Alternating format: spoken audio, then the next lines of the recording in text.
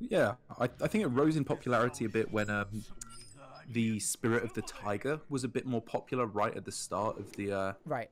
the Rastican's Rumble meta, but instead we see from Lucky Future here a slightly buff, heavier variant of the deck with two shimmering coursers thrown into the middle, maybe for some synergy with the Sound the Bells as Ooh, I well. didn't see that. Very spicy.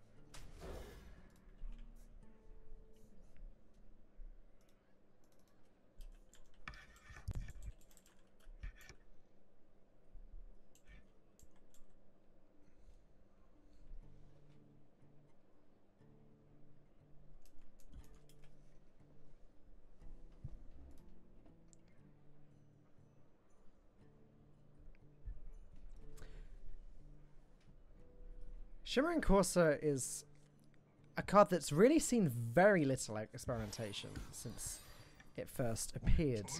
And that's because it is understated. It is just a 4-mana 3/3. Yeah, I was thinking about that, and I think the conclusion I came to is that it sucks, and that's why no one plays it. Right. But I guess the idea here is that JRT is going to buff it. Fuff then maybe can't deal with it. That's the dream. And I don't know, it could work against this warrior where Execute and Shield Slam are the two main forms of removal. But I don't know, Brawl later on, even just minion pressure or Dynamatic should be able to deal with it pretty easily. Wow, warrior that runs Execute. Imagine. How novel.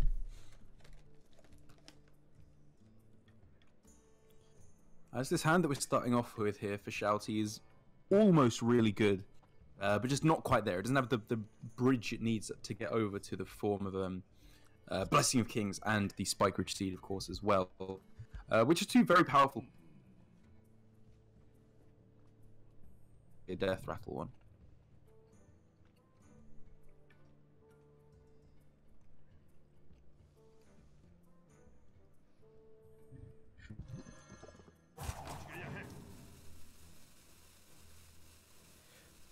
So for Shouty, I guess his goal right now is just get on the board and stick on the board so that on turn 4 you can play the Blessing of Kings, make a big minion, and hopefully start hitting Fuff in the face every single turn. Speaking of hitting your opponent in the face every turn, Shouty decides, I'm going to chill here. I'm not going to do the 1 damage because denying the Battle Rage, yeah, sorry, I forgot the name of the card for a second, is more important. This harkens back to the good old days of not attacking face against the Patron Warriors. It's probably pretty smart, actually. If they're playing... how many Battle Rages is Darkhorse playing? 2 of them. It makes sense, right? Just deny him the card. That's really easily worth 1 damage. It is a real flashback, like you said, to the good old days. Fof just can't catch a break, can he? Didn't he just have to play the last 2 games in a row? And now his team's just thrown him right back in again. Yeah. Hopefully he's calmed down a little bit since those last 2 games. Maybe FUF stands for forever up for it. And the I stands off because he's just forever up for it. Whatever you want. FUF's your man. 3 games in a row. I'm FUF.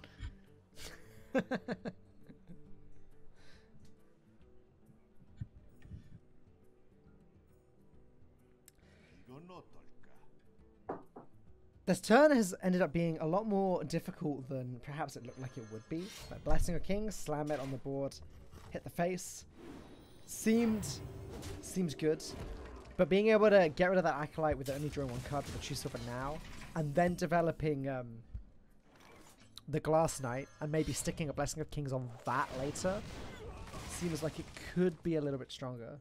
Yeah, I agree. This is definitely the way to go about it. You also just set up the True Silver Champion. It's just a really nice way to deny any minions coming down from your opponent in the next few turns. Like you can deal with a Dynamatic, another Acolyte, whatever they want to throw down, you've probably got an answer for whilst you develop your own board beside it.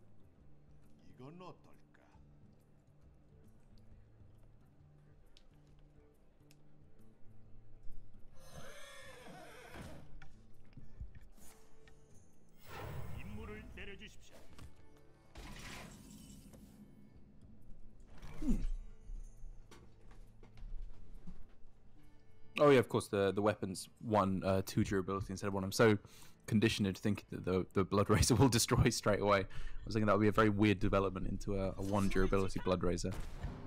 But unfortunately here, the Shimmering Corsair will be dying anyway. The good old Shout T. Gonna have to find some other way of developing onto this board, and it's going to be very difficult for him to get anything to stick for a long time here. I think actually this hand is just chock full of removal for Fuff. I guess Shimmering Corsair really is just a 4-mana 3/3. What do you know?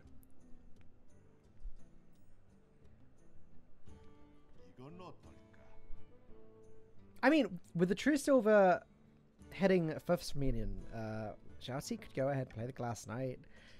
And on the board, it lives at the moment. Just. Yeah. I mean, it's not bad, right? He's got the True Silver in hand. Or, well, 2 True Silvers, in fact, to reactivate the Divine Shield next turn if it's attacked into. He could even play the Ooze and then play the Glass Knight. Woozy woozy first. That sounds good to me. That actually does like protect the Glass Knight. Protects it from pretty much everything, I think. Almost it'd everything. have to be, yeah, Warpath, Slam, Warpath. It's a lot of stuff that has to go into this just to kill off 1 Glass Knight. Or Warpath, Execute. Right, yeah. A lot of stuff has to go there. You'd rather play the Slam, obviously. Oh, so it's... Okay, I was going to say it's surviving this turn then, but with the Shield Slam pickup, it might now. Fuff might actually decide to deal with it.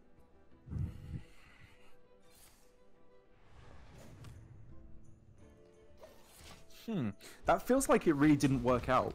Like, from this point on, is Fuff more afraid of wide boards or single minions? I think the answer is single minions, yeah, right? I agree. Through the form of Spike Ridge Steed, Lich King, Blessing of Kings, a whole bunch of buff cards and single powerful minions. So, you know, drawing the Shield Slam and using it there, I think that's a vastly more valuable resource later on in the game. Right, he could have achieved the same result, but by starting with Warpath and then playing the Slam, drawing a card, and then finishing off with the second Warpath. Right. Generated from the first one, obviously, not actually the second Warpath. And of course, Warpath is a very valuable card.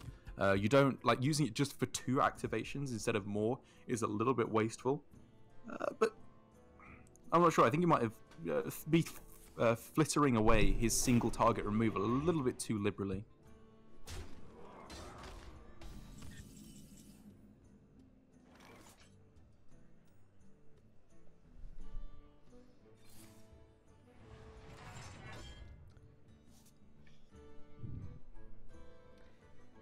Yep, now there's Big Ooze on the board, and Execute is the only way to deal with it. And then that's 2 out of the 4 of Fifth's big removal cards gone.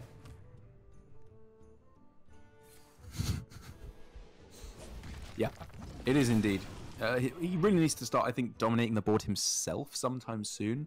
Or, as an alternative, start drawing a lot of cards. Because once he gets through to the end of his deck and he can start going with shuffling Dead Man's Hand, drawing cards each turn, removing every turn, that's when things start looking a lot nicer for him. Because then he doesn't run out of removal. But if he carries on like this, where he's just using all his removal pieces one step at a time, he's really just going to run out of any way to deal with those big minions.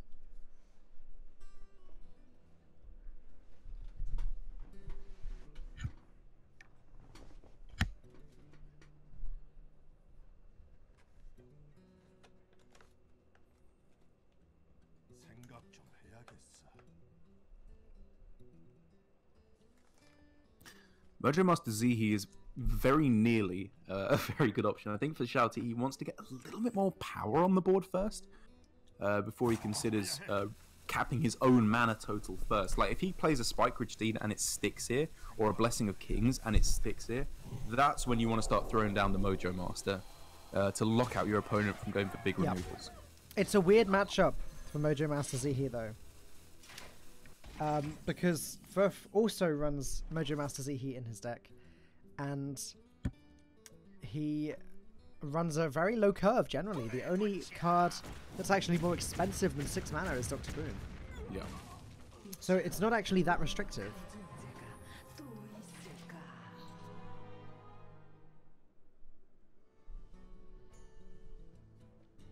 Has yet more aggressive options present themselves for Shouty, the Blessing of Kings and the Spike Rich Deed. All of this is looking very scary indeed for Fuff, because the play of obviously the Dynamatic Zola is a very nice way to get himself board presence, like I was saying he needs to do, and backing up his removal a little bit as well with another Dynamatic. It does mean that he is starting to fall behind right now, because Shouty can continue to buff up these single massive minions.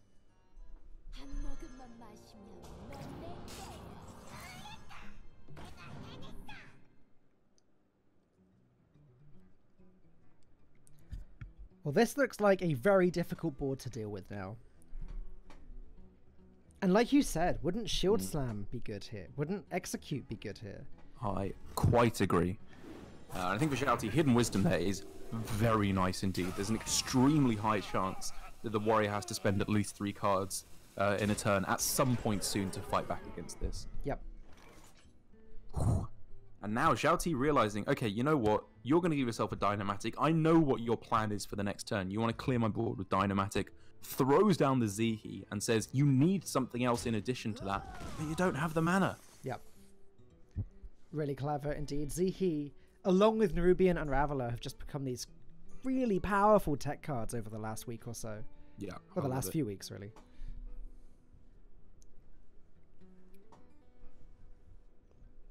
So now Fuff's looking at Warpath and the Blood Razor just to clear off one of these minions. Instead, he just goes with the Blood Razor, saying, I'm going to take a lot of damage right now, and I hope that I can come back afterwards.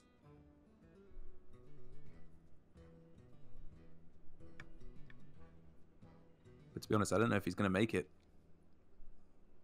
The ability to make yet another big minion here, whilst also attacking face with all his minions and the True Silver. This is very scary from Shouty.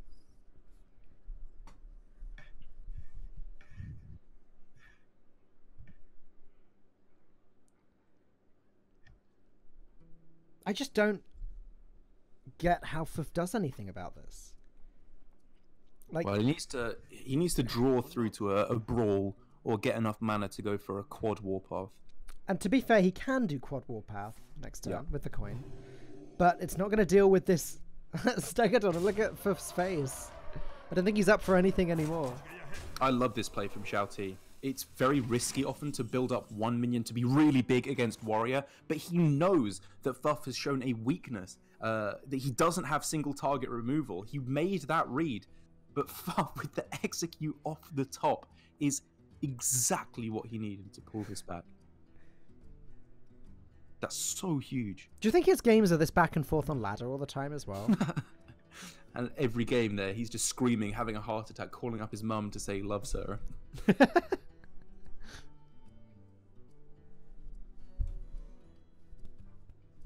So what do we see now? If we were to see execute, attack, Dynamatic, I think that would have been 1 damage off full board clear. But it would have done a huge amount to ameliorate this board position, to say the least.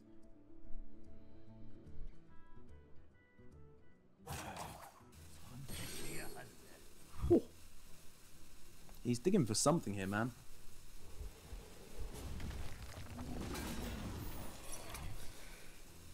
Manages to remove some damage from the board, but the Zihi's still there. He's still dead. Shouty drew more cards, and yeah, it's just still going to be lethal.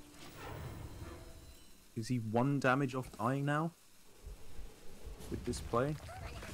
7, 13. I mean, yeah, we can see Shouty can kill him anyway, but Fuff there ends the game with 2 Warpaths in hand. I have to say, I think that turn in particular where he could have cleared off the Glass Knight with his Warpath will have led to a much more stable position. And even with Shouty's play, where there was the punish of execute off the top, I think it was such a beautiful setup where he knew exactly what he'd run his opponent out of, which was single target removal, and he really pushed that advantage. He made sure that a single minion would drive him through to victory, and that's exactly what it did. So the Even Paladin takes the first game of the series, and that leaves Darkhorse now off the back of winning all of these control games and the last one having to find a counter for the Even Paladin. So what do they have here? They have Peanut Shaman. They have... their Quest Rogue was banned. I think their Paladin was banned. They have Hakar Druid. Mm-hmm. They have Aggro Mage. And they have one more that was that wasn't banned that I'm afraid I've lost track of again. Gonna have to wait until that comes up on screen. I mean, they've got some decent options, though, I think, against the even Paladin. Any of the anti-aggro decks, like Peanut Shaman, I think would be fine. Even the combo decks, they can at least stall out the game a little bit until they get to their combo, because, while even Paladin is tenacious and it has the ability to reapply pressure onto the board, it's not always that aggressive unless it gets a very ideal start. Yeah, I'm trying to work out what Hakar Druid would be like. Oh, no. Hakar Druid just loses to Mojo Master Zihi, right? Yeah, I guess so. So it's going to be the Peanut Shaman. And there it is. That makes sense to me. Just the strongest kind of anti-mid-range, anti-aggro deck. And I anticipate it will be fantastic in this matchup. Like, look at all the silence and removal options that it has. It's got Hex, it's got Earthshock, it's got Lightning Storm, Volcano. There is no way that anything is sticking on this board for Lucky Future. Oh, apparently Darkhorse still has Malygos Rogue available to themselves as well. Yeah. Which I think is obviously not the pick at the moment, because the second your opponent plays a minion with that deck, you lose. So I think against even Paladin, where they very consistently get a minion onto the board, the way to go is just to hold back a little bit first. But tell me a little bit about Peanut Shaman, Derek. You said that Viper did a lot of work with this at playoffs. Yeah, he did. I mean, I didn't think he would do work with it at all, because the entire meta seemed to be OTK. If he brought it to Americas, I think he would have got absolutely curb stomped if he'd brought Peanut Shaman. But he just managed to hit the right matchups. And I mean, it's Viper. If anyone knows how to play these kind of slow, weird anti-aggro control decks, he is the boy to do so.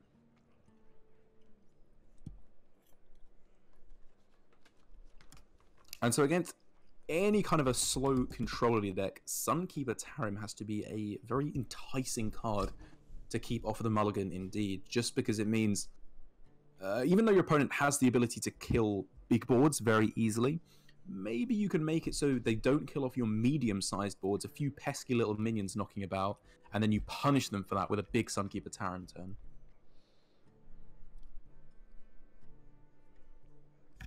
Yeah, I like it a lot. Peanut Shaman doesn't have that many big minions, though. It's more about making the big plays with their small stuff. Like you said, the Zentimos, with the combos with Electra, etc. I think the version that Viper was playing playoffs as well had at least Trailblazer in their deck as well. Yes, that's right. It did. Yeah, this one if I'm not mistaken. Which is kind of interesting, to say the least, because that gave it a lot of extra late game potential. Obviously with the Shuttlewalk reshuffling another pack into the deck. I think it also had Kragwa the Frogwa thrown in there as well, just because it gives you so much extra value with Shuttlewalk. So this seems to be a slightly value lighter version, which I think honestly won't hurt them in this matchup. Value is not what you need. You just need to be consistently finding the answers.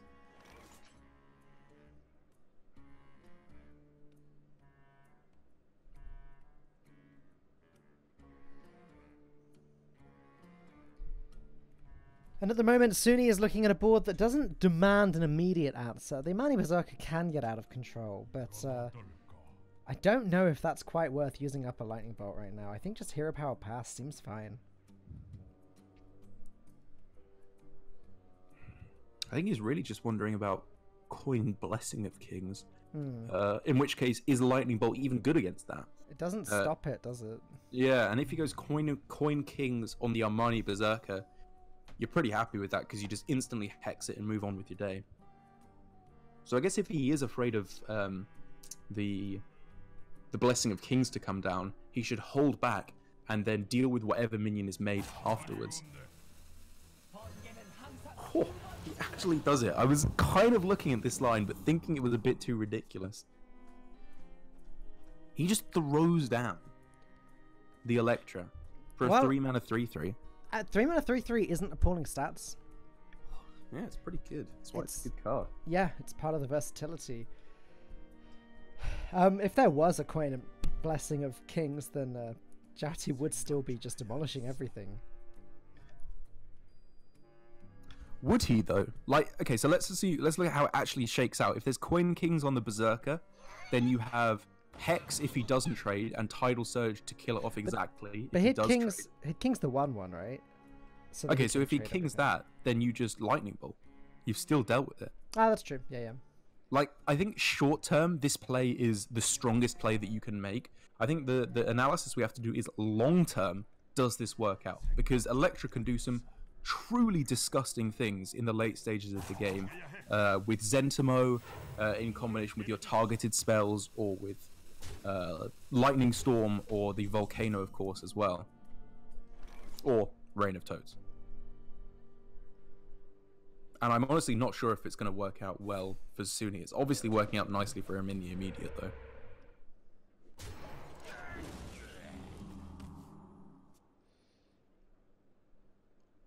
He's having to play a very slow game because the amount of value that the Even Paladin can come out with late into the game is pretty extreme. He needs to hold on to these resources.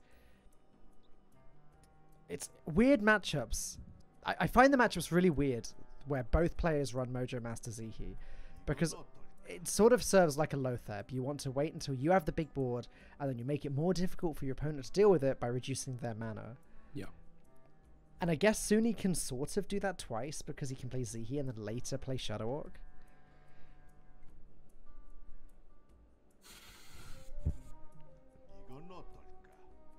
For the moment, though, Sunni just needs to be making sure he can survive early on against whatever Zhao Ti is throwing down. Which means his current strategy kind of has the weird benefit of, because this keeps the board presence even for the moment, I think what that is likely to do is to draw out more resources from Zhao Ti, because all the while Sunni is keeping the board presence even on both sides, Zhao Ti feels, okay, I'm losing the game. I need to get the pressure going. I need to develop minions onto the board. And as soon as he overextends, Sunni just lets rip with the Volcano, blows up a whole bunch of resources from Zhao Ti. But it looks like Zhao Ti didn't fall for that bait. He's instead going for the Consecration to clear off the board and get that chip damage through instead.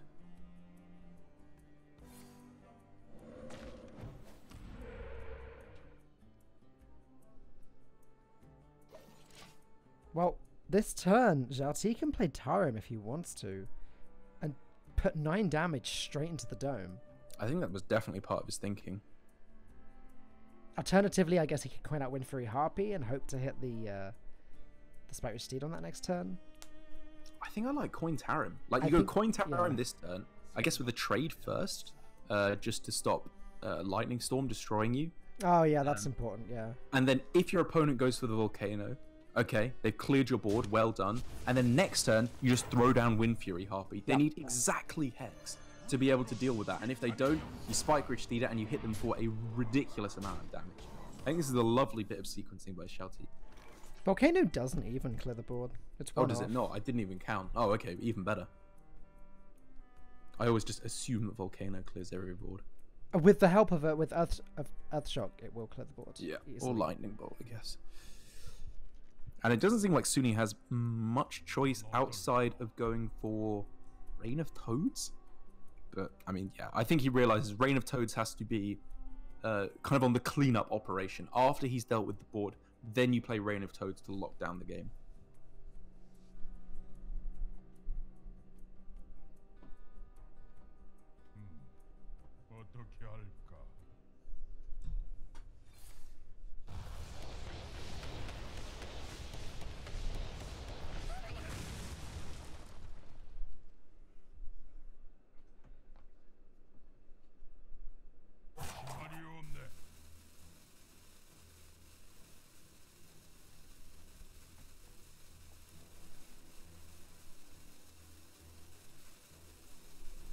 Just trying to work out, I guess, which of these 2 spells does he use? Does he want the Overload next turn? I guess if Hex is his play next turn, then that last bit of Overload is fine. Oh, it feels pretty awful though, man. Like, I guess by keeping the Earthshock, it means he's more able to use the Hex next turn, because then obviously he has an answer to Spike Ridge Steed. Yep. That feels pretty bad to even do anything to that Tarim, I would say. But he can't afford to leave it there in case there's a second Blessing of Kings. Yeah, or Spike Ridge Steed coming in on 6. That would just be way too scary. I agree. Now, if only that Wind Fury Harpy were not in the hand, Corpse Taker plus 2-drop would be insane this turn. Yeah. And Xiaoti is clearly still considering that, because while I said at first his plan would be coin tower him into the Wind Fury Harpy, I think that's still very much a consideration. It is weaker to single target removal. Well, it's weaker to Hex, pretty much, as the one card. But then Xiaoti needs to think, even if it is weaker to Hex, is that bad? Do I mind that he's hexing this minion? Because then all of a sudden, my big minions stick. My Spike-Rich Steed, Blessing of Kings, Lich King later on. All these minions will stick on the board and push for extra damage. What I like about this play is it probably still eats up the Hex. Oh, wow. Okay. And then Spike-Rich Steed can come down immediately, or the Harpy can come down next turn, whilst Xiaoti's surviving minion starts to hit Suni in the face. I guess I didn't even consider that. The baiting out the Hex is so easy at this point because your opponent is at such a low mana total and a low health total.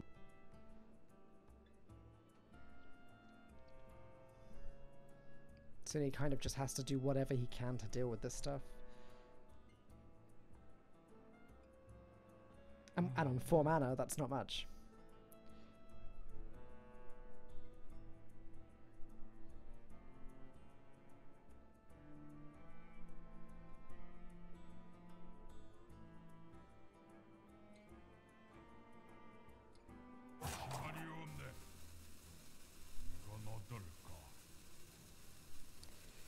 It's decision time, Suni. He's not going with the Hex. That's not necessarily all that bad, though, for Xiaoti. Now he can continue to pile up on this board. Yep. Spike-Rich Steed this turn if he wants to push damage right now. Or Wind Fury Harpy if he doesn't. Like, if he goes Wind Fury Harpy and his opponent Volcanoes again, which is pretty much the only way to deal with that board entirely, Lich King is a beautiful follow-up to that. Then that gets hexed. Okay, fair point. I guess that exact sequence doesn't work out well for Xiaoti.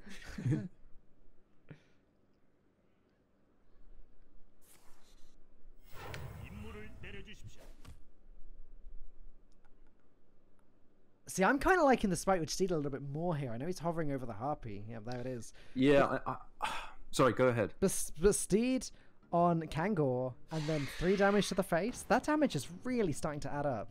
It really is. I wonder if we're letting Cast Division get to us, though, because clearly we can see if he made himself more vulnerable to Hex on this turn with a Spike-Rich Steed, there wouldn't be a Hex to deal with the Lich King on the next turn as well. True. Whereas by playing into Volcano here, like we said, it's the 1-2 punch that Suni has of Volcano into Hex, which is just going to work out actually really nicely for him. But I guess this is the point of the deck. When you make a 30-card deck that is literally just removal, removal, removal, and heal, you're going to clear every board.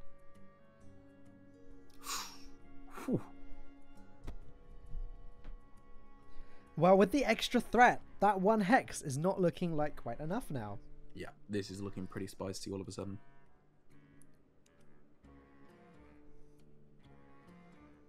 Of course, Xiaoti will need to be cautious about developing too many big minions because of the fear of Zentimo plus Hex to just completely destroy his entire board or turn them into a kind of rain of toads of its own. A much weaker rain of toads. Yeah, a rain of frogs instead.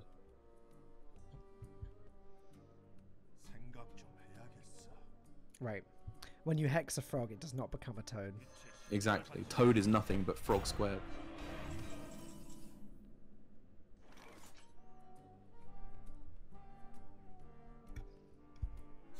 One frog times 1 frog. Equals 1 toad.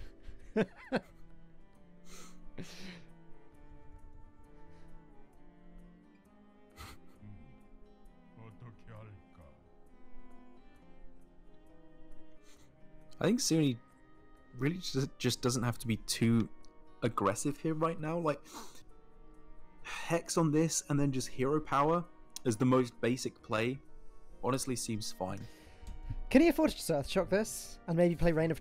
and then play Rain of Toads? Because that... The Tyrion's now just a 6/5.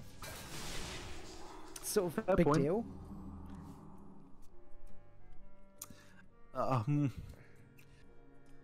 Yeah. The Earthshock can be so good later on. Like as soon as your opponent plays Spike Rich Deed, Earthshock is the nuts. There's no equality in this deck. Yeah. And one Consecration was already played. There's no way Zhao Ti's just dealing with this board easily. It's a good point.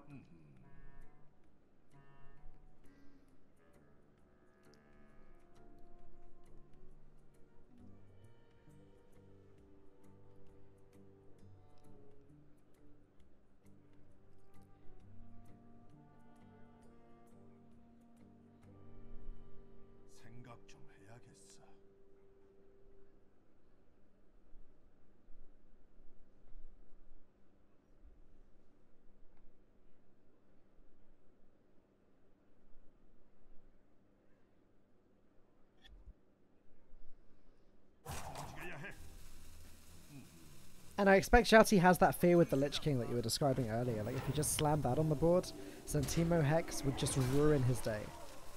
Plus, anything would be so devastating. Yeah.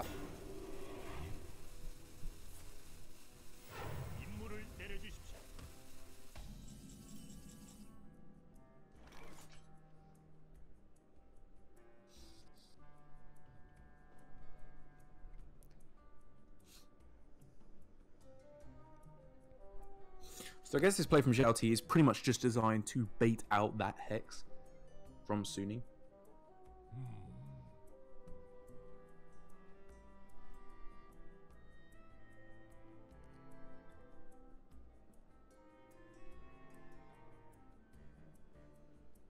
And it looks like it very possibly will.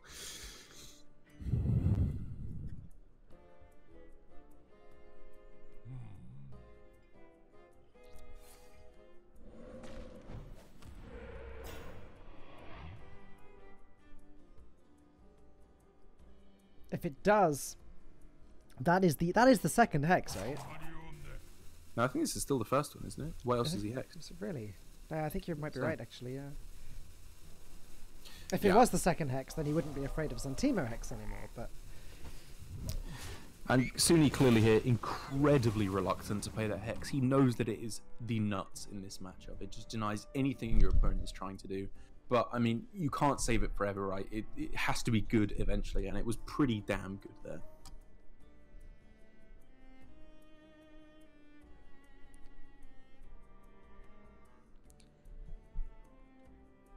Despite being on such a low health total, Sunni is calm, collected.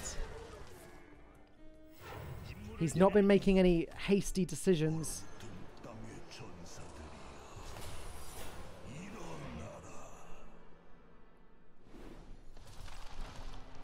But he is in trouble now. Keleseth does not help all that much in this situation. Could see Keleseth, Zola Keleseth, to just get a little bit of extra buff, but I guess it's maybe a little bit greedy to be looking at this point. I mean, looking at Zap, Tidal Surge, and trade in the Toad to deal with the Lich King. Ooh, does that change things? Yeah, I guess. Yeah, now he doesn't need the Toad. Yeah. And he wouldn't even be proccing the Hidden Wisdom with that play if he didn't chuck in anything else. Though I guess he'd probably throw in the Keleseth as well.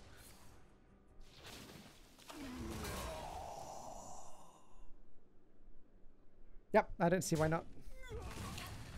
So he's ruled out Noble Sacrifice, Auto Defense Matrix, and Redemption. So he now knows it's only Hidden Wisdom, wow, or Eye for an Eye, or Repentance. And it wouldn't be Eye for an Eye because he'd never picked that. So I guess he figured out it's very much likely going to be the old Hidden Wisdom, which is pretty bold play to not go for Keleseth there. I like it. Good read.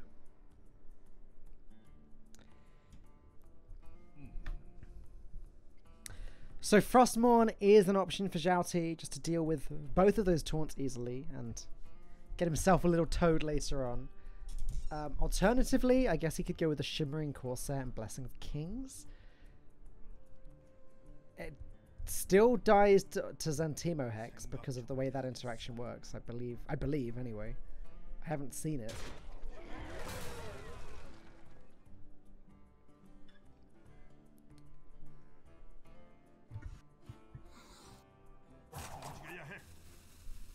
As this Earthshock Tyrion, it's worth pointing out, has pretty much dealt entirely with Reign of Toads on its own.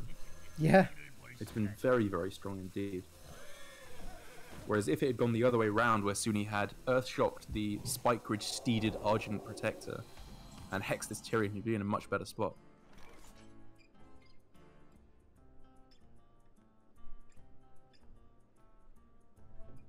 As there it is, finally the Shimmering Corsair.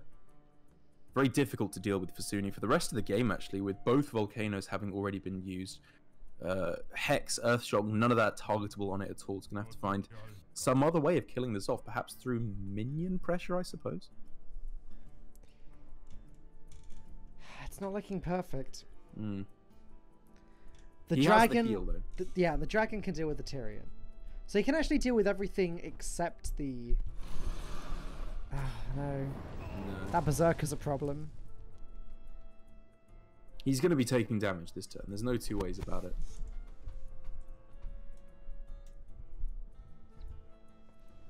So I think in the meanwhile, he just has to load up on the board as much as...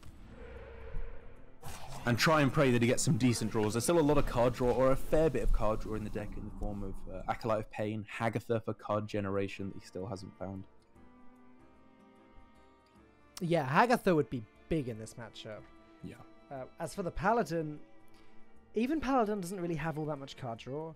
They need the big value cards like Sound the Bells, Valanir. There's not that much else left.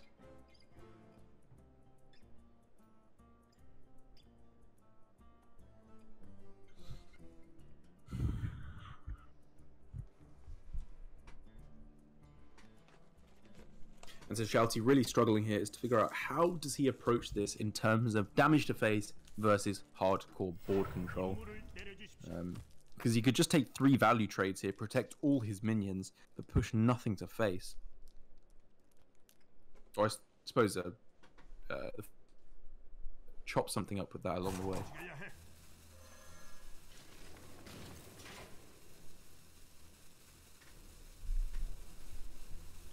This weapon just gets oozed. Yeah.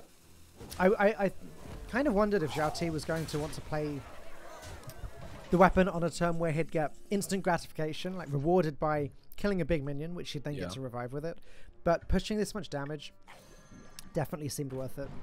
This, however, is absolutely miserable for Zhao Ti. This could not have gone any worse for him. This is such a hard punish. With the Lightning Storm destroying the weapon, clearing up the board entirely. Board control belongs to Sunni. He's locked that down. He's got the healing as well. He's got value in the form of Zola. This is just looking absolutely fantastic for him. And his decision to not play Keleseth earlier and not proc the Hidden Wisdom means he very possibly never has to proc it for the rest of the game. Yep. So he can reduce Zhao Ti's card draw. He can reduce Zhao Ti's mana if he wants to. Valanir's arguably the best card that Zhao Ti could possibly draw now. The ooze is gone. And I believe... oh, there is a second... wait. No, wrong deck. That is the only ooze. Yep. Okay. Well, we could still see Zola on the ooze, though, right? To deal with it on this turn. Oh, my God, yeah. Obviously, it still comes back, but that is a pretty big tempo loss for Zhao Ti. And, I mean, a second Earthshock, a second Hex. It's both still in the deck. Yep. As well as just ignoring it. Like, eventually Sunni can just start going face.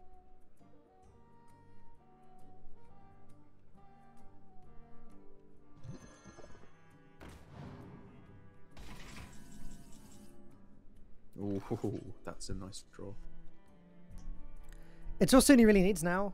He's got, like you said, he's got the board control. He does have a means of generating value. That Acolyte will get him closer to the Earthshocks, Hexes, Second Tidal Surge, and Hagatha.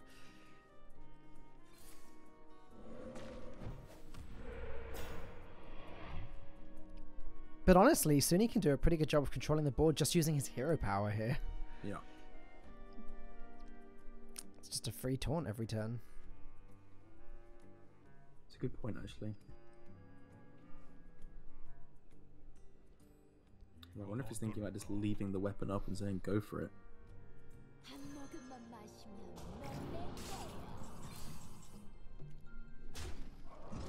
That's what he goes for. Instead, this limits the mana of his opponent. I like this. Yeah, this is very smart.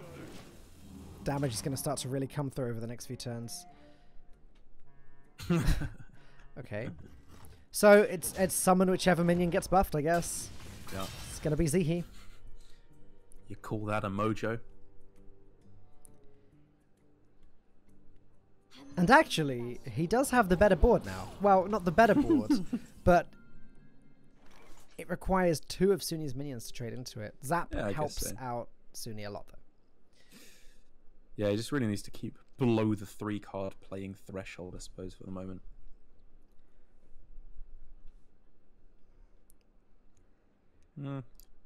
I guess he has to kill this off. He kind of wants to just pray that he rolls a taunt and then, like, hide behind that. But I guess that's a bit too risky. I think there's a second... Yeah, there's a second consecration, exactly. It doesn't take that much to kill it, though. Sunni can just trade his own Zihi in. Zap. Zhao Ti's Zihi to finish it off. Obviously, Zhao Ti does get the Valenier back, which is a bit of a problem. So he would just need to consider whether he dies ever on the following turn with 4 damage to face from the Valenier. Oh, wow. As unlikely as that may be. Wow, he's saying, okay, I'm never dying next turn. I'm just going to close out the game. The point where he was saying I start going face has cometh.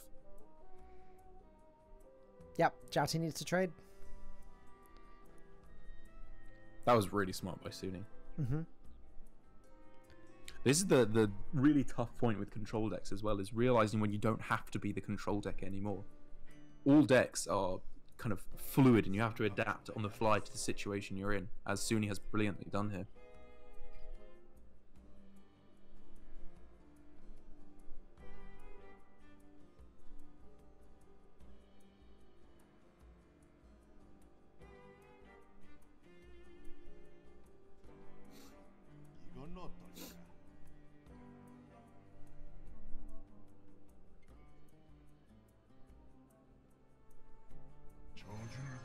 Yeah, struggling to see any other options there for Zhao Ti. As sad as it is having to trade here, we know it's looking pretty over.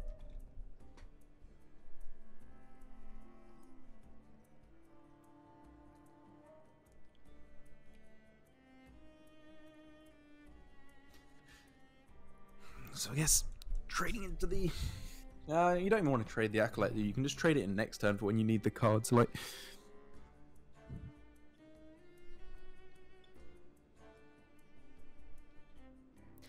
I don't see any harm in trading in them. I was just looking at, like, you go Lightning Storm plus Zap, deal with the board, push everything face. They have to hit Spike Ridge Steed next you're turn, right. That's or better. they're just dead.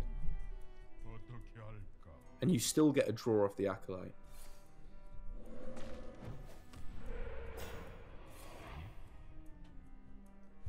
I just don't see what the punish for this is.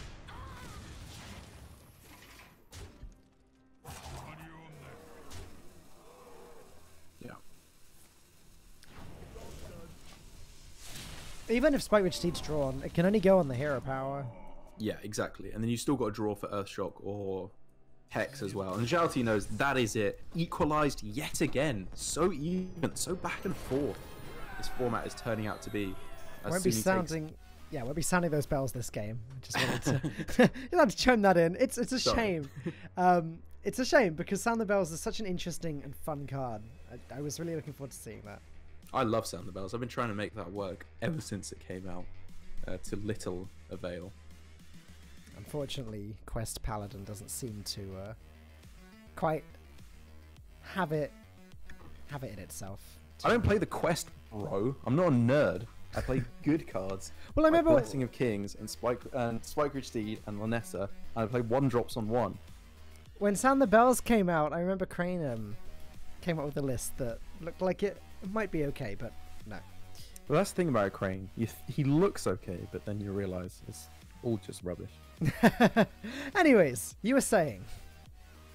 I was indeed. The Shaman taking the win is obviously very important for Darkhorse, but I would wager very counterable indeed with any kind of combo deck, any kind of OTK deck that Lucky Future would dare to throw at them. They have less OTK decks, it's worth saying, than the majority of the other players that have been competing, or the other teams that have been competing in China versus Korea, but they still have their fair share. I'm looking at the Warrior in the form of Mechathune Warrior, which I think could do a very nice job indeed against the Shaman. Yeah, so it's that. It's the aggro mage, which obviously is going to struggle against the shaman, given that it's the shaman is such a strong anti-aggro tool. They have their very own shaman, which is even shaman, which we're not quite so sure about. And the druid is Togwaggle, old school Togwaggle druid. Interesting. Which against Shudderwock Shaman was kind of a middling, even matchup I found against this. Well, it's still a Shudderwock Shaman, but Peanut Shaman. I think it's going to have a much easier time indeed. As we do see here, Simon out lining up that druid. It makes a lot of sense. There's really not that much that the Shaman can do to fight back against the swap ability of the Togwaggle. Exactly. This is a Shudderwock Shaman without that one turn win condition, I think, vitally. And the Togwaggle Druid should have time to do what it needs to do. There's an ooze in the Shaman, obviously, it's worth saying. So Twig isn't a sure thing. They will have to rely on the Dream Petal Florist. Oh, it's just, yeah. I mean, this isn't like the Malagos Shaman, I guess, which was a really miserable matchup against any kind of control Shaman or Shudderwock Shaman back when that was still a deck. But I think it's still probably just pretty rough because there's no OTK that this Shaman is building towards. It's just value. They're just trying to dominate the board, which is obviously possible, but difficult to do.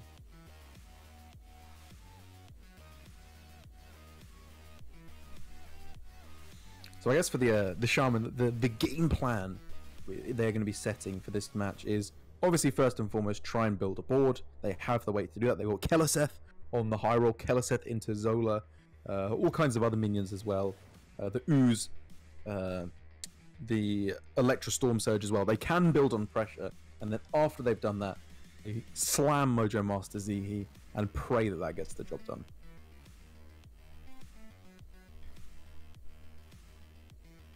All right, what are they doing? Did you see that with the pen? I saw something. I clicked away to look at the deck list, but he was doing something with the pen. I often look at the Korean commentators and wonder what they're saying, and wish I could copy it. Yeah, I often look at my own broadcast and wonder what they're saying.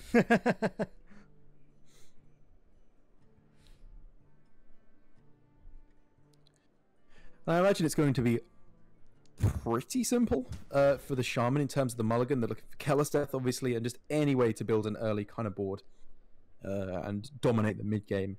Whereas for the Druid, I guess just ramp, quote unquote. I'm not quite so sure what that looks like anymore since the nerf to Wild Growth, but they can get some form of the Oaken Summons to pull minions out of the deck. Nourish is obviously a very nice addition as well into the Ultimate Infestation. This hand is looking very acceptable for Sainyao.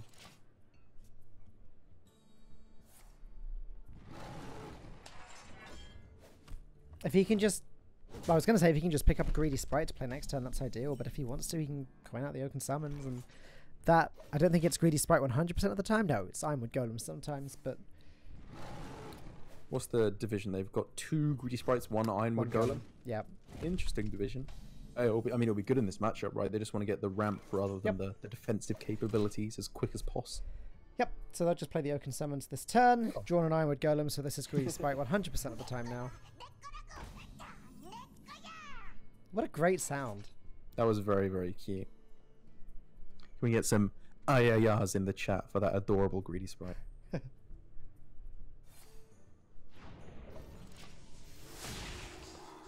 Yeah. And then some Bible thumps for the now deceased Greedy Sprite. Short was his life indeed.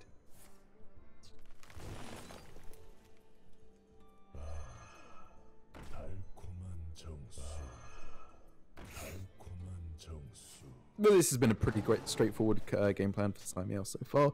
Ramping up, playing that UI, and there has just been absolutely nothing that Suni's been able to do about it so far. Yep.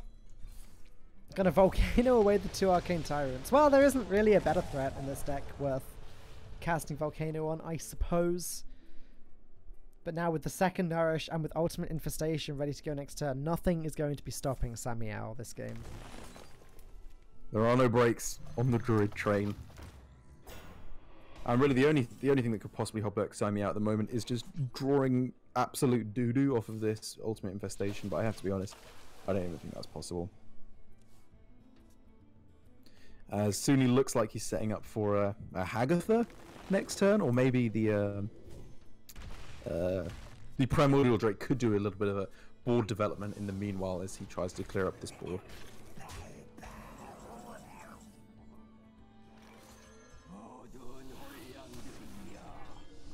But yeah, Suni realizing he's going to have to get some kind of a miracle off of this Hagatha if he wants to be able to pull back this game.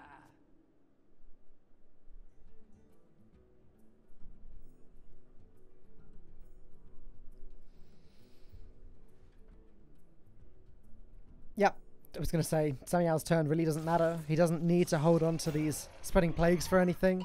He just wants them out of his hand, honestly. Clear his hand so you can draw with probably not Ultimate Infestation, because he has too many cards in hand, but just double branching cards, like get the draw roll with that. And as long as he's not dying to these big old minions, he should be just A-okay.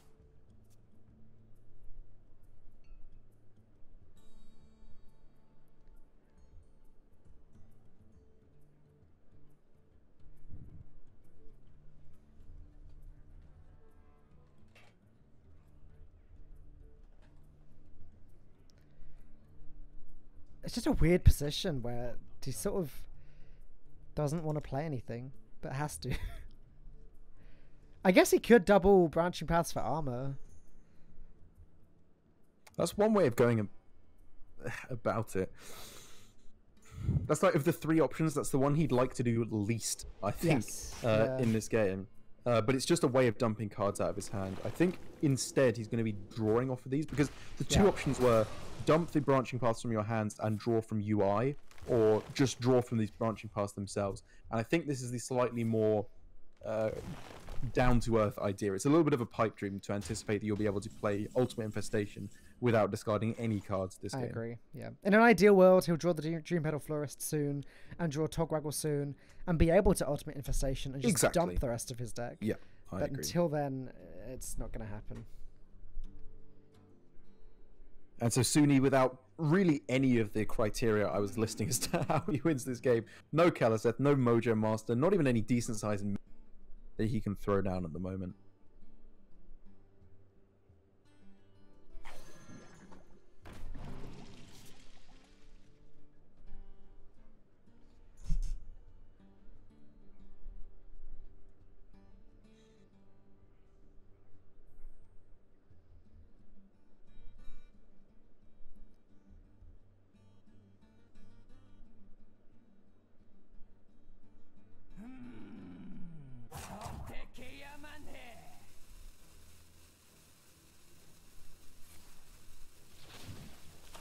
There's just a whole load of nothing happening at the moment. Like, a Tidal Surge was just played on a, what, 1/3 Scarab? Yeah. It's almost as if this meta lends itself to incredibly polarized combo-style decks preying on control decks. I said it's almost as if that, so you can't fire me, Blizzard, okay? I said it was that. There's the forest. Alright, so now it's just Togwaggle. I don't really see any difference to Togwaggle Azalina being reduced. Obviously, when your opponent, you kind of have to be careful of giving your opponent the copy of a 0-mana Azalina, because then they can looping infinite naturalizes on you and go for a crazy fatigue plan. Yeah. But obviously, that's not in this deck, so it's not even worth talking about, Derek. Ooze was just played, so Twig is now... oh, no, actually, Twig is not perfect, because Shadowwalk will replay the Ooze battlecry later on. Damn it. But really, will Saimiao win now? It is just a matter of time. As he's getting through this deck as quickly as he can. Yeah. It really just has to be Saimiao messing up and Suni getting a Mojo Master to punish that messing up. That's all I see, I think. You go Mojo Master, and then you Shadowwalk for another Mojo Master Battlecry. Yep. To be fair, a Mojo Master would mess Saimiao up. Because he just wouldn't be able to play Tog and Azalina in the same turn. Yes. Twice. Or so he would have to survive a couple turns of fatigue, most likely. Yep. But For I that guess he reason, also saves a nourish. Oh no, wait, he's played both nourishes. I was going to say he could ramp back up. for that reason, I wouldn't be surprised if the moment Samiao draws the Tog, he just switches decks.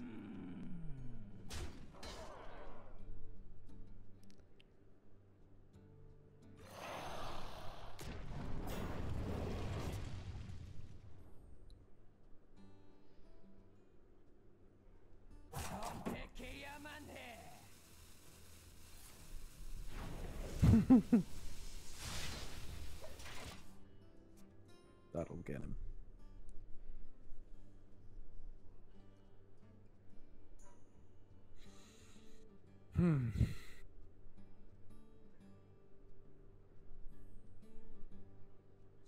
But I think Suni, although he doesn't have the juice right now to be able to win this game, he's putting himself in a position where a top deck of Mojo Master Z might be able to get him somewhere close. By just developing some minions here. It's the best he's got.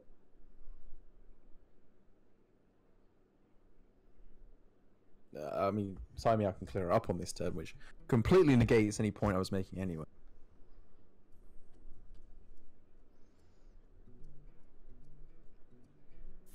I think Samiao just wants to know where his Togwaggle's at. He did put it in the deck, right? It is in there. I hope so. Tog? That'd be pretty hilarious if he'd forgotten.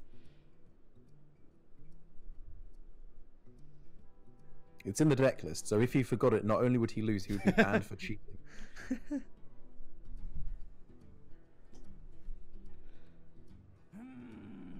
So Suni doesn't want to pull the trigger on the Shadowwalk until, or ideally until he's played Mojo Master Zihi. Yeah. The advantage Shadowwalk does have is it gets rid of the twig, I guess. If that matters. I mean, what does that even do? Yeah.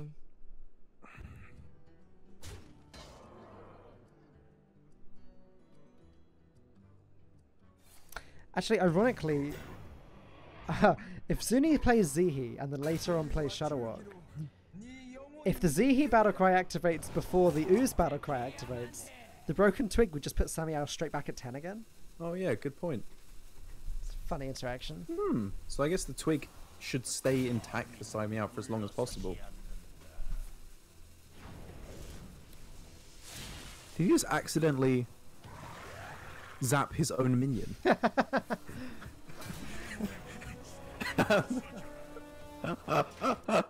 Just grabbed the wrong card. Ah, he's playing it. He's playing quickly.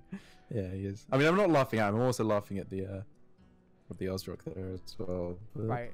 a pretty funny way to end up. I mean, a game that he has really had little chance in for the vast majority of it.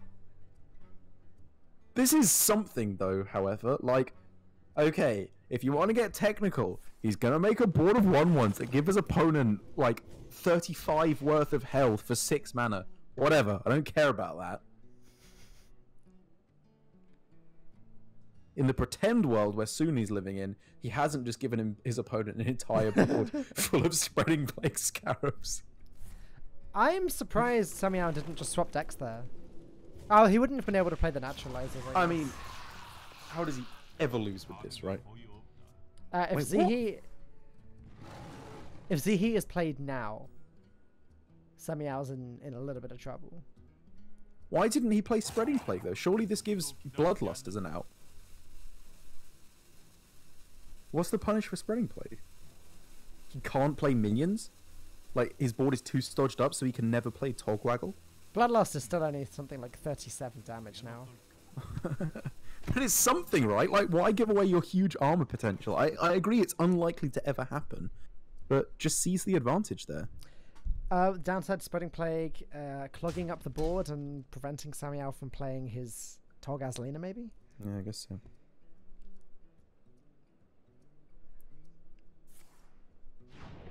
I don't know, I'm with you. Like, it seemed like it should make sense, because then he could just trade some of the Scarabs into Ozrock. But Yeah.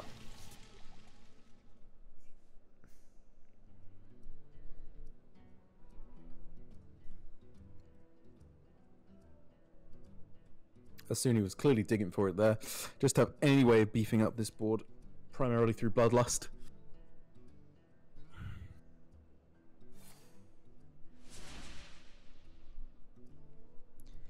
Doesn't really matter how much health you have, Suni, I'm afraid.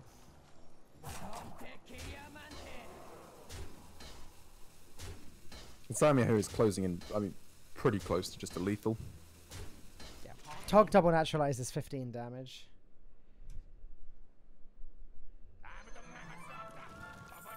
Yeah, I mean, I guess it was just so unlikely he loses to anything, even including the Bloodlust wouldn't have actually been lethal. Yep. Double Bloodlust may have been. I didn't think he had mana because of the overload. Ah, yeah, of course. Because of the zap, right? Yeah.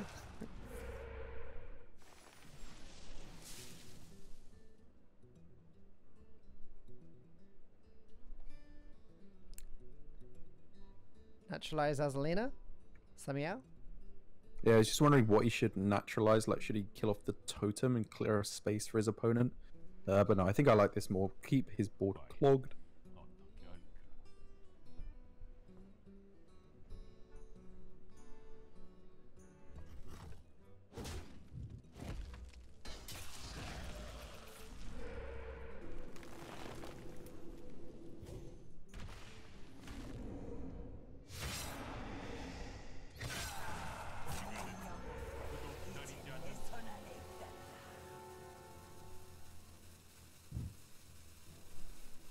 Probably wants to avoid playing Shadowwalk, if he can help it. Swapping the decks back again.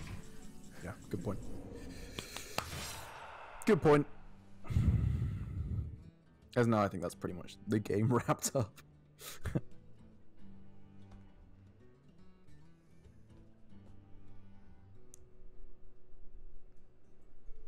Suni still has the stone cold expression on his face.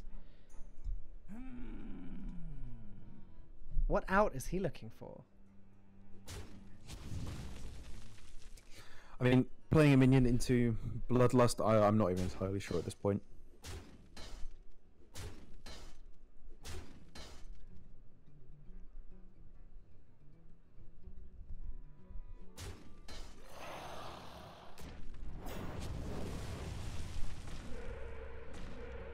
Just praying that on some hope he's able to get there. Maybe he gets a draw card off of Agatha and can then go swap plus draw into getting Mojo Master, and you know, it's way out there stuff he's hoping to hit. Yeah.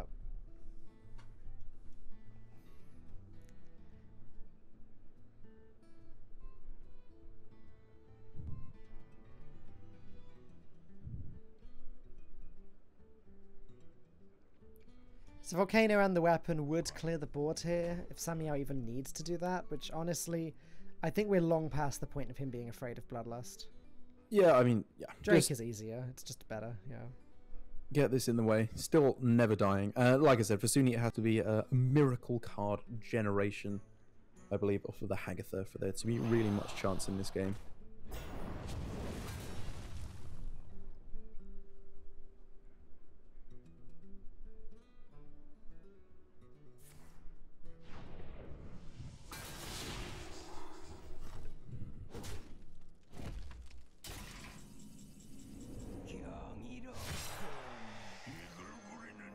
Final stand. Shadowwalk, a shadow of his former self after the nerf to Chain Gang means this looks like it's going to be going pretty firmly the way of Simon. I do wonder how that game may have been different if Suni had drawn Mojo Master Zihi at some point. I would anticipate probably quite similarly, but it would have given him a chance at least. Like, he had a pretty scary board there with the Violet Worm. But then obviously the response to that is if Simiao had felt it was necessary, he could have then just gone with the Spreading Plague. He thought there's no way I die anyway, so why would I fill my board up with Scarabs? Because then I maybe can't play my King Togwaggle combo next turn. So let's just not even worry about that. I'm not going to fill up my board with nonsense, and then next turn able to go with the full combo and just destroyed Suni. Alright, so it's 2-1 to Lucky Future. They are one game away from making it all the way to Finals Day. As for Darkhorse, they've lost their Warrior, they've lost their Shaman. That leaves them with Quest Rogue, Hakar Druid, and I believe it's Aggro Mage. Okay. Well, Nope, sorry, it's not Aggro Mage. It's Quest Mage. Yeah. The Quest Mage. Okay, yeah. Well, Quest Mage would be kind of an interesting one. Obviously, Togwaggle Druid up against any kind of combo deck gets very weird indeed. Because even if you can't get to your full Togwaggle combo quicker, if you just steal one key combo piece with them, their deck kind of just falls apart and you just win. And with Quest Mage having a huge amount of cards throughout most of the game, the answer to their game plan would probably just be naturalize Togwaggle and hope that you steal one of their key combo pieces.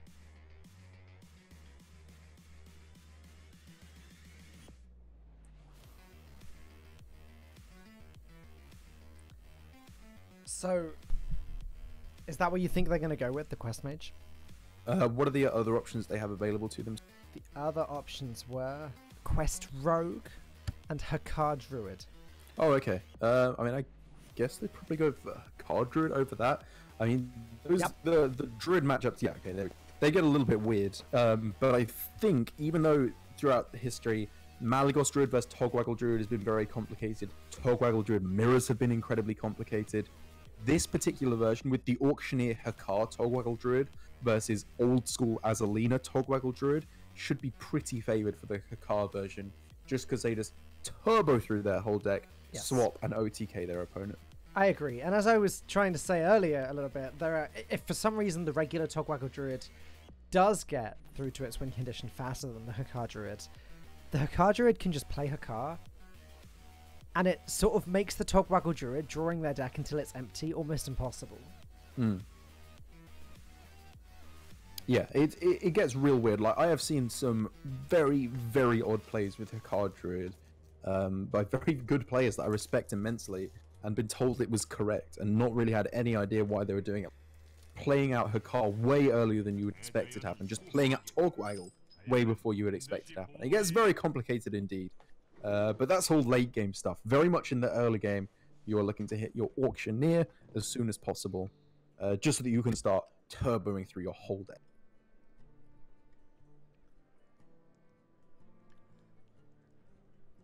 Biology Project's an interesting one, because they don't want to really give the ramp to their opponent.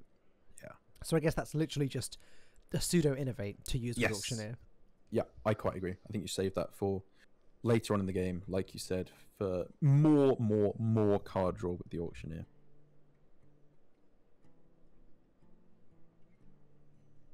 The only real consideration here, I guess, is whether or not you would keep the Pyromancer as well. And I think I actually I agree with him here in just getting rid of it. Like, you just don't want any card that doesn't draw you cards is an Auctioneer, because you just want to get through to Auctioneer as quick as you humanly can.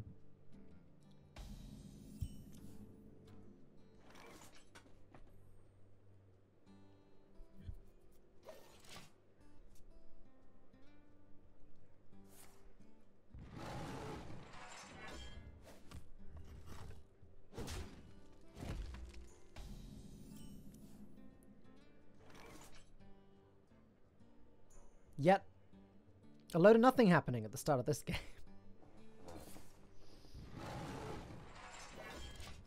As is somewhat expected, I suppose. Do you think 1 to the power of 5 just goes ahead and slams the Acolyte of Pain next turn? No. I do not think so. I think it'll be saving that for Moonfire, for buffing up with the Earthen Scales as well. He's going to do something to draw off of it immediately, especially if he finds himself a wild Pyromancer. Interesting. I thought because of the Pyromancer draw, he'd definitely not play the Acolyte and save it until he can get 3 draws in 1 turn. But I don't know. He got 1. He's going to get at least 1 more draw when the Acolyte dies. I guess the players have to be a little bit careful that they don't allow their opponent to mill them with the Naturalizers. Good point. Don't get rid of a key combo piece. But even then, there's few key combo pieces left for 1x, 1x, 1x, 1x1. True. But wow, this draw is starting to get very impressive indeed. For the Hakar Druid, as soon as he finds himself that Gadgetzan Auctioneer, he will be in a very, very nice spot indeed. And that's just even closer. More card draw. Oh, this is so good. I mean, this is as good as an Auctioneer at the moment. Pretty much.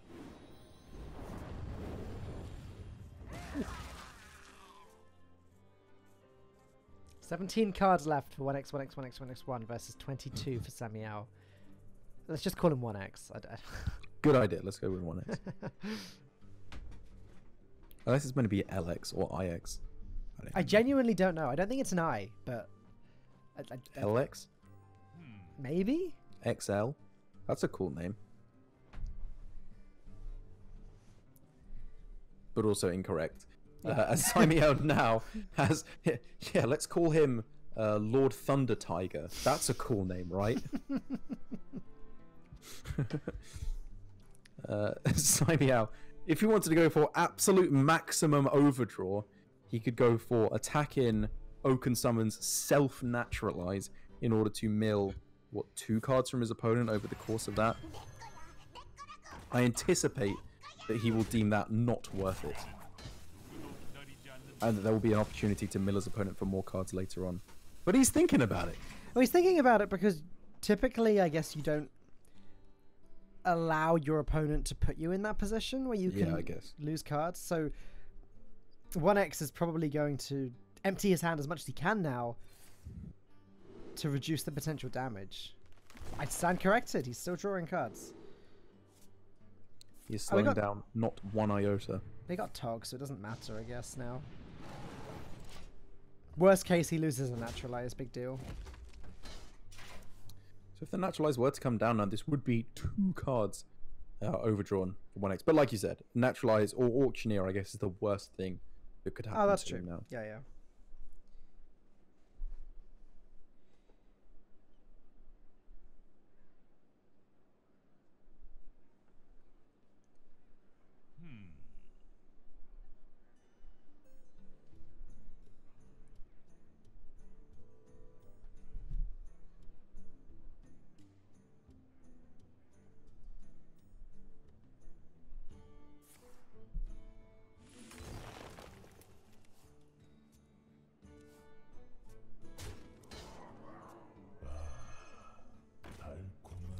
As for Samuel, it's unlikely, I would imagine, that the pressure route gets him much of anywhere.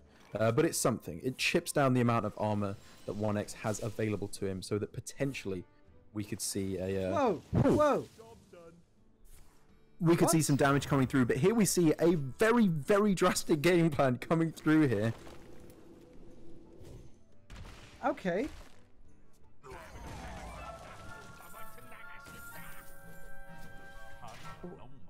There's only a 3-card difference in these decks now. What?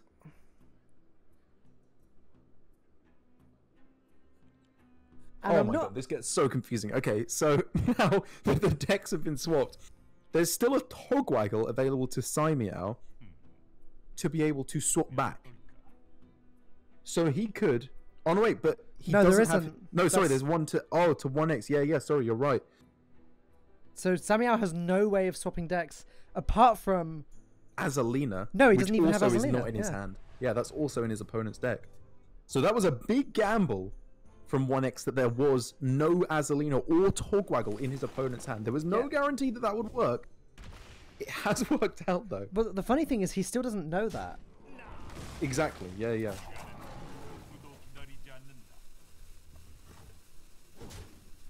I'm not sure what Samuel's going to do. Such a big risk, man. Yeah. Oh, now he knows there's no Azalina. Wait, does he maybe even play it? He wants to play his Naturalize. He really wants to play his Naturalize. Wait, he could go Pyromancer, Naturalize, Azalina. Oh no, he doesn't have the mana for that. He's only on... How is he only on 7? Decks have been swapped over and he has 7 mana available to him.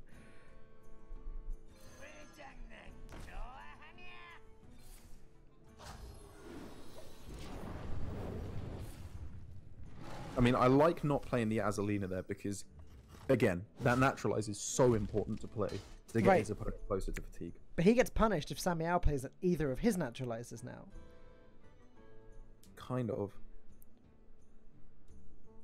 Because Samuel playing one of his Naturalizers is exactly the same as 1x wasting his Naturalize. How? Well... Oh, because he doesn't get it. Oh, right, Right, exactly. He had 2 if he Azalina'd last turn. And he has 2 if Samuel uses one of them now. But the problem for 1x is he does. We know that there's no Togwaggle left for Simiao. There's no more deck switch that Simiao can do.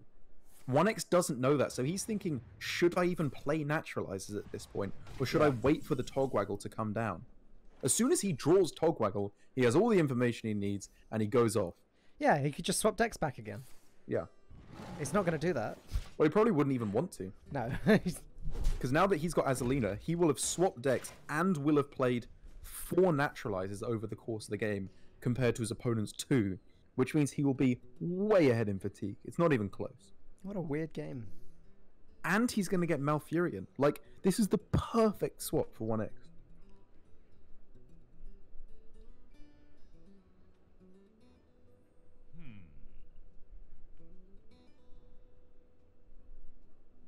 Did 1x play a Naturalize already this game? I don't think he did. Did he play Naturalize? Yeah, he did, in order to swap with Togwaggle. Oh, he did. Of course, he had to innovate it out. Yeah, that's right. Never mind. I was going to say, because if he didn't, then Samiao has another Naturalize in his deck. But right. No, he doesn't. He doesn't. Yeah. I mean, 1x just has all the Naturalizers, which is so key in this matchup. Naturalizers are just what it all revolves around.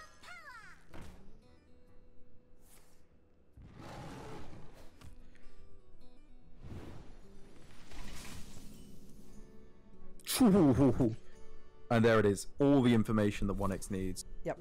Now he swaps. That's it. He knows there's no more swapping back. Absolute dream scenario for him. He even gets the 0 mana Acolyte of Pain. Not that you particularly want that, I suppose. But yeah, I mean, you can go for another Naturalize here. Just naturalize his own Azalina. Yeah, I love it. Of course. Get that fatigue rolling.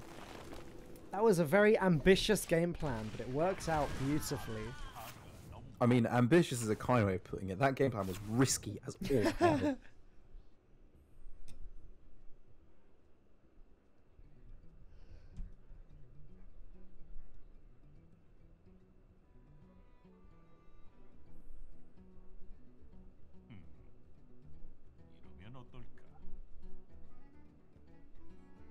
And it looks like he's got himself in a position where he's just going to win.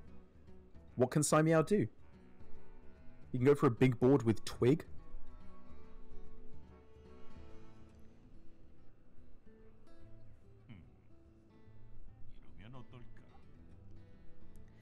He has, I mean, he has 20 mana. That has to account for something.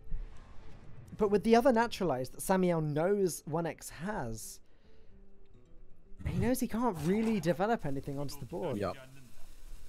And Simiao, his entire deck now does nothing because it was 1x deck originally, and it was designed to do absolutely nothing except draw through itself. Hakar has left the game. It was eliminated once Azalina was played. Togwaggles are out. Azalinas are out. There is no more trickery that can be done by Simiao here.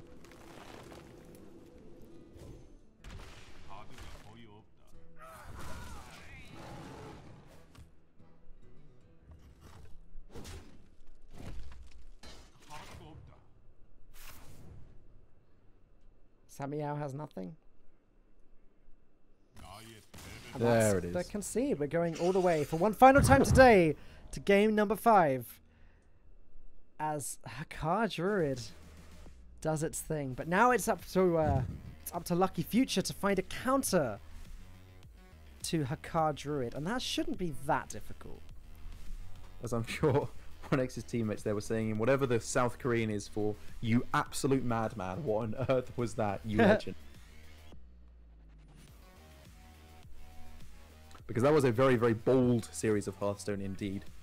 But, I mean, it worked out, and I had a good time watching it, I have to say. Yeah. I would be very interested to find out what his game plan would be had he not stolen the Togwaggle and Azalina. That would have been a very different story indeed. But he got the best timeline, the simple timeline, where it was just nice and easy way to steal his opponent's deck, fatigue him very, very easily. And it was a bold play, but it worked out nicely. Now, the question that Lucky Future have to answer is Aggro Mage, Peanut Shaman, or Mechathune Warrior? Sorry, it's Even Shaman, not Peanut Shaman. I keep making that mistake. Aggro Mage, Even Shaman, Mechathune Warrior.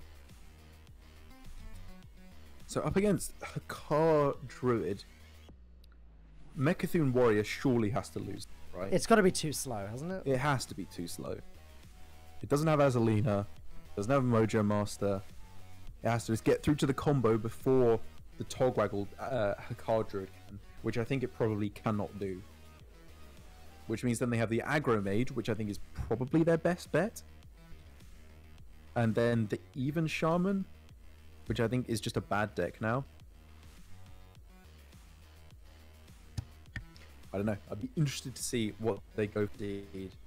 As I think the Mechathune Warrior, I would guess, is just out of contention. But I mean, they've brought this deck. They've clearly practiced with it.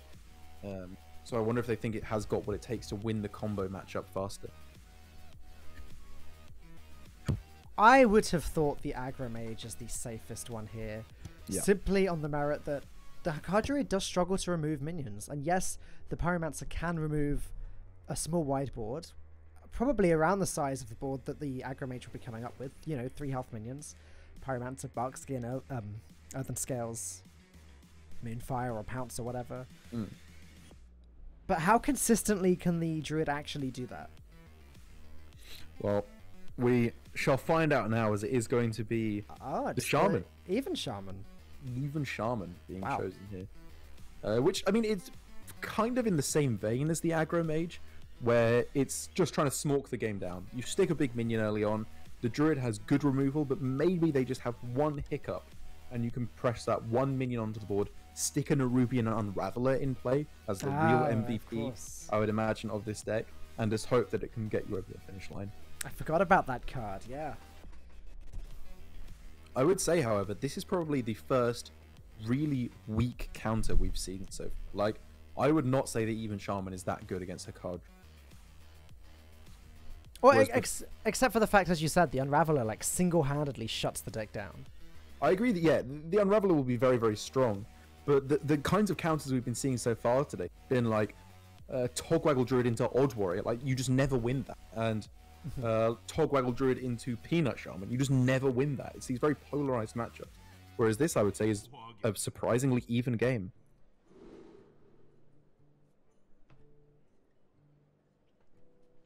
However, Yashar, for future, looks like she's got herself a pretty nice hand. Actually, didn't the Odd Warrior beat the Hakar Druid earlier? Oh yeah, you're right, it did. That doesn't count. That doesn't count because that was a silly game. I think if that had been played correctly, the Hakar Druid should have just stomped the Odd Warrior. Right. Well, it wasn't even Odd Warrior, was it? Was it the? Oh no, it was. It was Odd Warrior. I think it was, yeah. Weird game. But point taken. I am a foolish boy.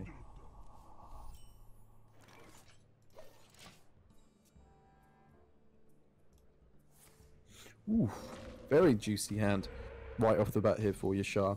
Plenty of options with either Earthen Might right off the bat to buff up this totem to get the damage rolling, or I guess the more likely option, now that the Merkspark Eel has been found, of Eel coin into the Corpse Taker and then get that Wind Fury buff to push 10 damage a turn.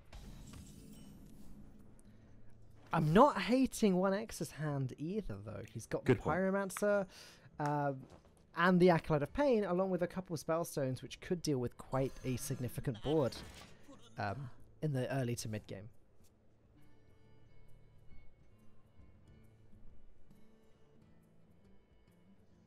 And if we do see coin into the... If it had been coined into the Corpse Taker, that would have been a huge punish with Pyromancer double Spellstone, but this silencing here does mean that even though the board clear would be available if it was wanted for 1x on this turn, the card draw would be massively limited at the very least.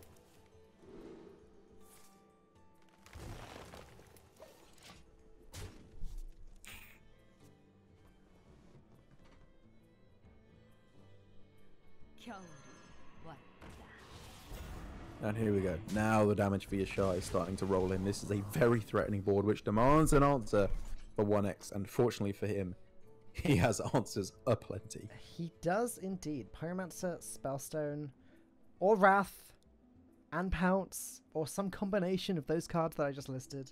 I'm looking at... Oh no, it's risky. You go for Biology Project first, and then Pyromancer, Acolyte of Pain, Pounce Spellstone, Okay. which I think would give you a full board clear, but obviously ramps your opponent up 2 mana, which is more than a little bit scary. Like, that gives you the highest draw whilst also clearing off the board. But again, the ramp is very risky. I don't think there's any way to clear the board and also develop the Acolyte without doing that. So I like it. And is he going to go for it? Yeah, it looks like he agrees. I mean, I'm not even sure if I had the guts to make this play. I was just suggesting it. Mostly thinking it was a funny way to get the draw rolling. Oh, well, not funny, but a brave way, at least, to get the ball rolling. And 1x is certainly brave enough to take this route, pushing his opponent up to 7 mana, which I guess is a turn away from the of Hagatha, Lich King, and Alakir, but still getting that little bit closer, which is more than a little bit scary.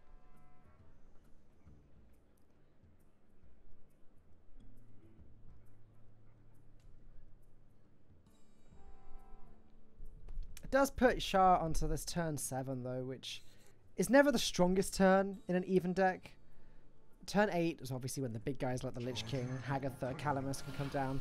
Turn 7 is 6-drop and hero power, which isn't nothing, but it's not as bad as it could be. Ooh. That is what you're looking for. Probably not on this turn. No. Just because you've got plenty of stuff to do already, and you want to be getting with the removing as well. But next couple of turns, Auction It is the absolute dream. Seemed like a, unless I'm missing something, that just seemed like a sequencing error from 1x. Just slightly better to trade the Acolyte first. Just losing a card. I mean, you have more options, I guess, in case you don't want to trade it in. Maybe you get Barkskin or something, but, well, I mean, he got Barkskin, it still didn't change his plan.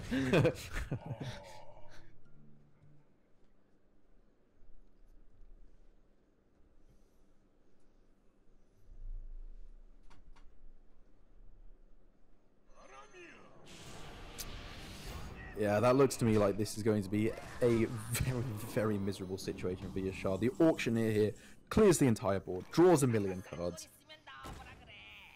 Here This we is go. basically just going to be the entire deck drawn this turn.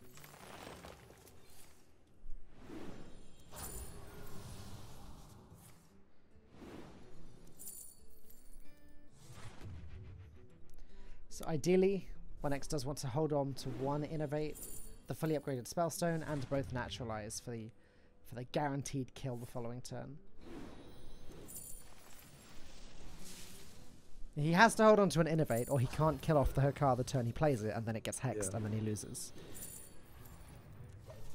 Okay, well, actually, sorry, I guess it's worth mentioning that the Spellstone is perhaps a little bit too important to be killing off the Hokar, like you said, which means the Alakir will be knocking about on this turn.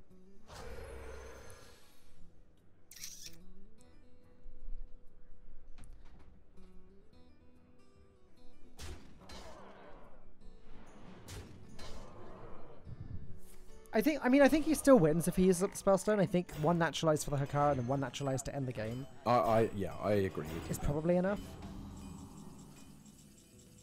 But the I wonder if that Innovate wasn't is oversight. important. It's close. I think it's going to be difficult for 1x to be losing this game no matter what he does. Just needs to make sure that a little bit too much damage doesn't come through.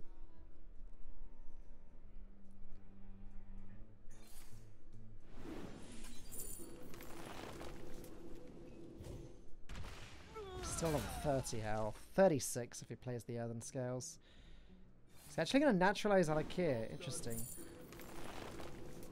Finally deeming it worth it. I mean, I'm not sure why that's better than Spellstone. Just giving Shah more options to play now. And now the Unraveler gets drawn. yeah, good point, actually. And now things get a little bit interesting because that is actually a pretty good top deck for Yashar. On the turn that 1x wants to be going off with the Auctioneer and Naturalize, the Toggle plus Naturalize combo. Now with the big board being developed for Yashar, maybe this is the opening that she needed to claw her way back into this game.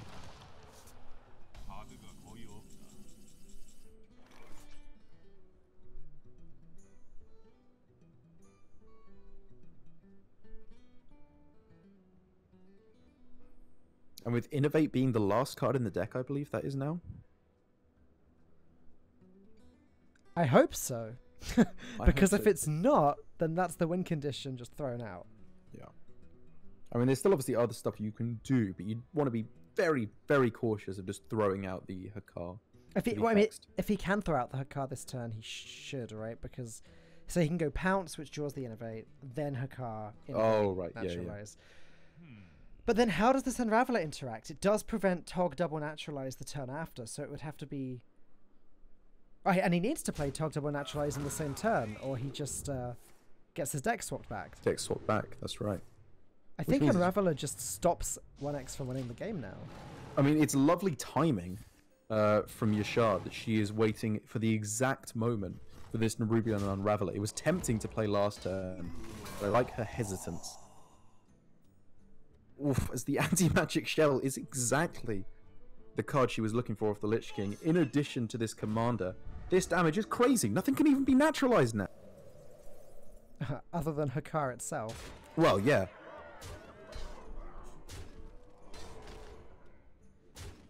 This feels like it shouldn't have been anywhere near this close. The Druid was so close to winning. I also can't... Naturalized doesn't come close. I can't help but wonder if there was a slight oversight from 1x that last turn as well. Like, maybe he didn't realize he could just draw the the Innovate with the Pounce that turn, then trade in the Auctioneer, and then go Hakar, Innovate, Naturalize to start his win condition going. Yeah. I think that must have just been a mistake, because he could have just been one step ahead. I think you're right. It's a complicated deck to play. I think he's realizing that's it. That game was just feeling so over for the Evening Shaman for so long, and then right at the end there, through sequencing or through obviously the very nice anti-magic shell from the Lich King there, it just all falls apart for 1x. He couldn't lock down that victory anywhere near strongly enough. But now, Lucky Future take the series, meaning that they are the second Chinese team to make it all the way through to finals day already. They are indeed. We are going to be seeing them, like you said, on the final day on Friday. I think that means we are going to be seeing Darkhorse. Would that also be on Friday for the semi-finals? It's just the two losers matches tomorrow, I suppose. Yes, that's right. Right, so we are going to be seeing in that then SKT T1, ORD, Team WE, and in addition to that, Team Tightener. Yes, and Cloud9 as well. Oh, and Cloud9. Oh, yeah, sorry. ORD, I guess, are going through to... Yes, I think WE. I think WE go through to Friday. Right. ORD, yeah, you are correct. Yeah. Sorry. But that about wraps us up for today, as you're going to have some Korean interviews in a moment, which I think we're going to cut short because, well, if you speak Korean, I'm sure you're already watching the Korean broadcast now, so there's not really much point in us playing here. But Derek, have you enjoyed today? It has been a lot of fun. There were some pretty weird decks that I'm glad that we got to see, especially that kind of weird Hakar Paladin. And a lot of the decks that I liked, thankfully, lost today, so we'll get to see them tomorrow as well. Well, we will both be back tomorrow for the penultimate day of Korea versus China. Looking forward to it very much. But for now, we'll see you then. See you then.